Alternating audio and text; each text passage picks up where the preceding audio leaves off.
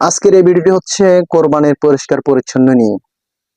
তো অবশ্যই ভিডিওটি সকল জায়গায় জায়গায় শেয়ার করে দেন। আমাদের আল নোমান টিভি ইউটিউব চ্যানেলটিকে সাবস্ক্রাইব করেন, ফেসবুক পেজটিকে ফলো করে আমাদের পাশে থাকেন।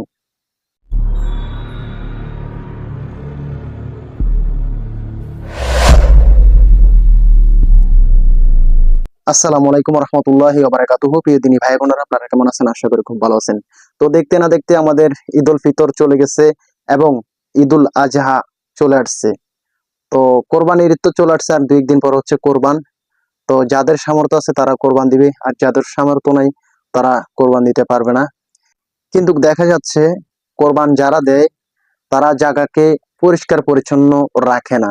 এর কারণে পরিষ্কার পরিচ্ছন্ন না রাখার কারণে ওইখান থেকে দুর্গন্ধ বের হয়। ওটার কারণে মানুষের ক্ষতি হয়। যখন আপনারা গরুকে জবাই করবেন তখন ওই রক্তগুলো আপনারা পরিষ্কার করে ধুয়ে ফেলবেন। যদি পরিষ্কার পরিচ্ছন্ন করে যদি না ধোন, তাহলে ওই জায়গা থেকে দুর্গন্ধ বের হবে। ওইটার কারণে মানুষের ক্ষতি হবে। গ্রাম অঞ্চলে তো মোটামুটি পরিষ্কার পরিচ্ছন্ন থাকে, কিন্তু শহর অঞ্চলে খুবই একটা বাজে অবস্থা হয়ে যায়। তো গ্রাম অঞ্চলে তো এরকম আপনার আলাদা একটা গর্ত থাকে, আহ যেরকম ময়লাগুলো এরকম গর্তের ভিতরে ফেলে দেয়। এর কারণে কোনো ক্ষতি হয় না। আর শহর অঞ্চলে এরকম ডাস্টবিন দেয়, ময়লা ফেলানোর জন্য নির্দিষ্ট একটা স্থান আছে। তো ওই ডাস্টবিনে আপনারা ময়লাগুলো ফেলানোর চেষ্টা করবেন।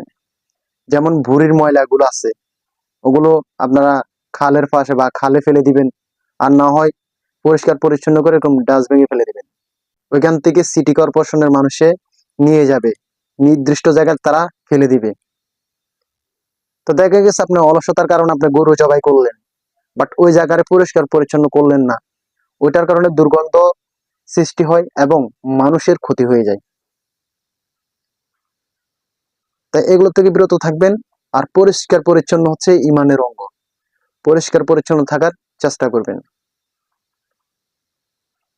দেখা গেছে গরুর ভুঁড়িকে যখন সাফ করে বা পরিষ্কার পরিচ্ছন্ন করে, তখন ওই জায়গাটা নোংরা ভাবে ফেলে রাখে, এমনও দেখা যায়।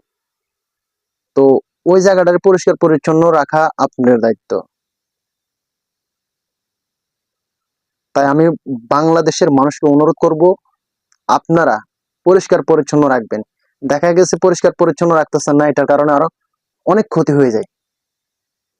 আমাদের মুসলমানের কাজ কাম তো সব সুন্দর থাকবে, যেন কেউ ডাক দিতে না পারে। আমাদের মুসলমানের পরিবেশ সুন্দর রাখতে হবে। এই জন্য কোরবানির দিন কোনো রাস্তাঘাটকে নোংরা করবেন না। রাস্তাঘাটকে নোংরা না করিয়া আপনারা পরিষ্কার পরিচ্ছন্ন রাখার জন্য চেষ্টা করবেন। পরিষ্কার পরিচ্ছন্ন হওয়ার পরও দেখা যায় গন্ধ বের হয়, তো এগুলোর জন্য আপনারা ব্লিচিং পাউডার ইউজ করতে পারেন চাইলে। তো অবশ্যই আমি এই ভিডিওটি বানানোর উদ্দেশ্য হচ্ছে এই জিনিসটা বুঝাতে চাইতেছি, পাক পরিষ্কার হচ্ছে ইমানের অঙ্গ।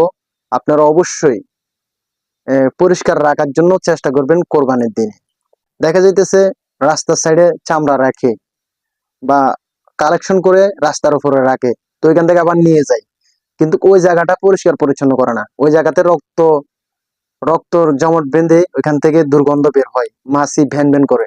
আসলে আপনারা এই জিনিসটারে ফলো করবেন, যেন কোনো মতে এই কোরবানির দিনে অপরিষ্কার যেন না থাকে। পরিষ্কার পরিচ্ছন্ন চাইতেছি এই কোরবানি, শুধু এই কোরবান বলি না, প্রত্যেকটা কোরবানি আপনারা রাস্তা ঘাট বাড়ি যত জায়গা আছে সবগুলোর পরিষ্কার পরিচ্ছন্ন রাখার অবশ্যই চেষ্টা করবেন। যেহেতু আপনি আল্লাহ তাআলার জন্য কোরবান দিচ্ছেন, সেহেতু পাক পরিষ্কারও থাকা অত্যন্ত জরুরি। কারণ এরকম পরিবেশটা নষ্ট করে আপনি কোরবান দিতেছেন, তো এটা কেমন যেন হয়ে যায় না ভাই? তো আমি বাংলাদেশের মানুষকে বলবো, আপনারা কোরবানের দিন রাস্তা ঘাট বাড়ি সকল জায়গাগুলো আপনারা পরিষ্কার পরিচ্ছন্ন রাখার জন্য অবশ্যই চেষ্টা করবেন। চেষ্টা না এবং করবেন, কারণ এটা হচ্ছে আপনার দায়িত্ব। আপনার ঘর বাড়ি রাস্তা আঙ্গিনা যত কিছু আছে না কেন, ওগুলো সবগুলো পরিষ্কার করার দায়িত্ব আপনার এবং আমার। তো এগুলো অবশ্যই করতে হবে, যেন কোনো অপরিষ্কার না থাকে। এই ভিডিওটি সকল জায়গায় জায়গায় শেয়ার করে দিবেন। আমার আল নোমান টিভি ইউটিউব চ্যানেলটিকে সাবস্ক্রাইব করবেন, ফেসবুক পেজটিকে ফলো করে আমার পাশে থাকবেন। আসসালামু আলাইকুম ওয়া রাহমাতুল্লাহি ওয়া বারাকাতুহু। দেখা হবে অন্য কোনো ভিডিওতে। সুস্থ থাকবেন, ভালো থাকবেন। আল্লাহ হাফেজ। ধূমপান স্বাস্থ্যের জন্য ক্ষতিকারক। নিজের লাইফটা নষ্ট করো না। আমাদের ইউটিউব চ্যানেলটিকে সাবস্ক্রাইব করো, ফেসবুক পেজটিকে ফলো করে আমাদের পাশে থাকো।